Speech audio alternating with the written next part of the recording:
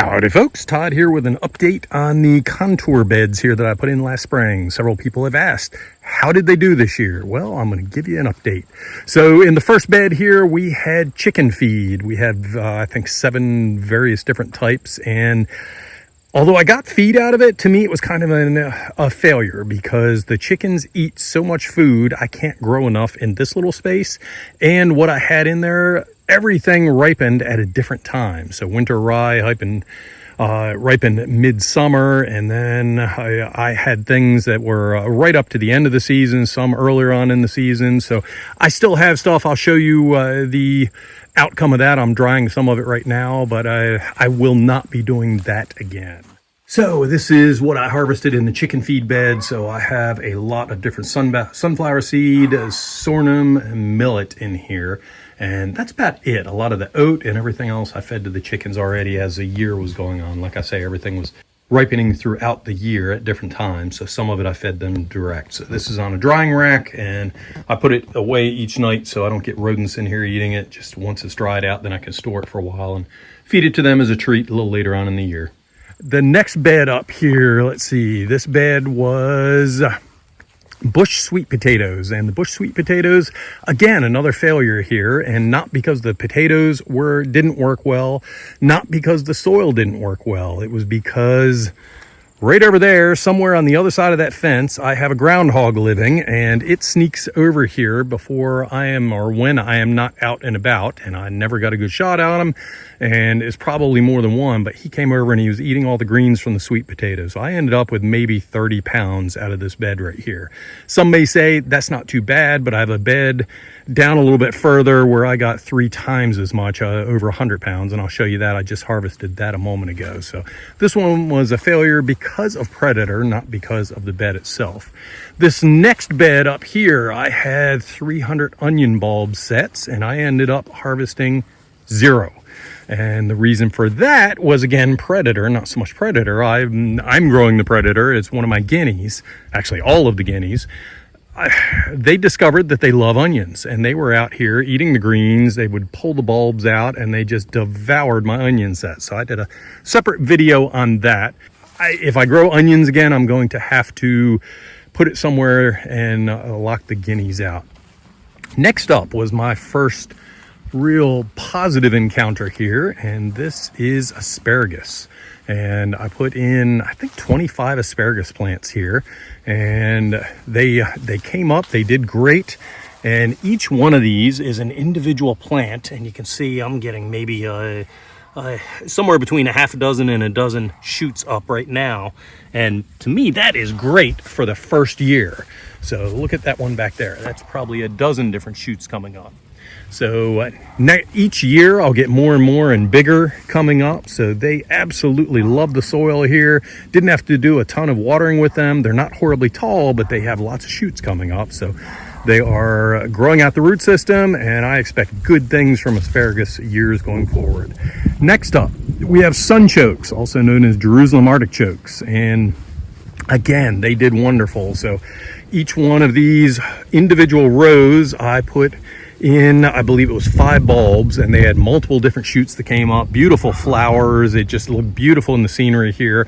They're dying out for the winter, but I've already stuck my hand down in between here, and I have just, I would say probably 200 pounds. This is a guesstimate, but 200 pounds of tubers in here. And I know that this will be a permanent bed. Once you put Jerusalem artichoke in, they will never go away. That's why I am able to mow around this to keep them from spreading, but I will keep them in this area. And whenever I need some inulin, some potato substitute that it doesn't spike blood sugar, this is the plant for that. And just a wonderful little plant here. So let's move on down and take a look at my next sweet potato bed. So the last sweet potato bed was bush, and that's the one that was attacked by the groundhog. This was sweet potato vine, and because it's closer to the house and everything else going on, the groundhog never made it down here, maybe once or twice. And I have 3 bins here. I had to go to 3 bins because it was getting too heavy to carry these things without breaking them. So I can lift them. I was afraid I'd be breaking the bins, but I have at least 100 pounds here across these 3. I got I was able to harvest some of the greens several times this year, both for myself and for the chicks. And I have some of the smaller roots right here, tubers for the chickens themselves. So that was just a wonderful crop right there. And the very last one down here, I did a separate video on this. This was my experiment. I had 10 years worth of seeds that I'd been collecting over the years. I'd buy seeds and set it aside. Next year I'd order the same seeds. So I just grabbed anything older than 2 years old, threw it in a coffee can, shook it all up, and dumped them in this bed. And I was able to harvest, let's see, I got several bouquets of flowers. I harvested amaranth, both seed and leaf. I harvested borage. I've had harvest from the tomatoes and let's see, tomatillos in there. I did have some carrots initially. I think a rabbit got in there and enjoyed that, but plenty of abundance in here. My guess is with the number of seeds that I put in, I will get stuff growing year after year in here. There's a beet back there, so the beet greens as well as the beet itself, the bulb is edible. And again, lots of abundance here, and it'll be interesting to see what comes up next year. So not quite sure what I'm going to do put in this bed, just knowing that there's so much seed in there. So with crop rotation and everything else for the winter, I am going to be putting in the very first bed down there. Again, I'm going to be putting some of my plants in there. I need to bury the pawpaw persimmons, the bush cherry. A number of plants have to be buried in the ground to overwinter because the roots can't handle being above ground in a pot. They're fine in the ground, but just in as cold as we get, they have to be buried in the ground. The next bed, actually the next bed, I will put in some garlic and grow that out until June. The following bed had onions, so I can't put another allium in there. So I'll go ahead and put some more of my nursery stock in that one. And this one, possibly another bed of garlic.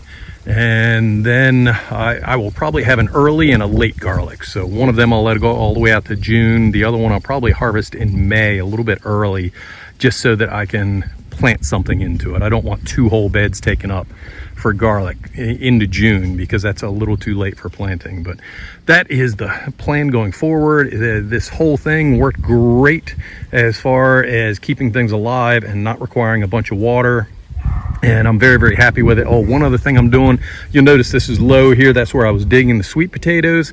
You'll notice it's up back there. I'm dropping in I think this is a yard, each one of the scoops on the tractor here. So I'm dropping in a yard of fresh compost on top just to build it up because I had a lot of organic material. It's all rotted down. So I'll add a little bit more, build these beds up. I've already done it on the other ones up there. I will level it off and everything will have something planted into it for the winter, or I will put a cover crop on, or I would just plain cover it up with a tarp. Not sure exactly what I'm going to do, but I will not let it go past New Year's without having some kind of cover on it. But this has been absolutely wonderful. I should have a new video next year. You'll notice I have space in between these beds and the upper one there. I'm hoping to put in an entire row of raspberry and kiwi going forward. So I will have the raspberry growing low and I'll do a trellis up above that of kiwi. And I think that will look nice, and I think it will give us a good harvest, and that's something I can sell via U-Pick if people are willing to come out to the farm and pick it. Anyhow, that's it for this video. Thank you very much for tuning in and supporting our channel, and I hope you have a good day, a good fall, and a good year.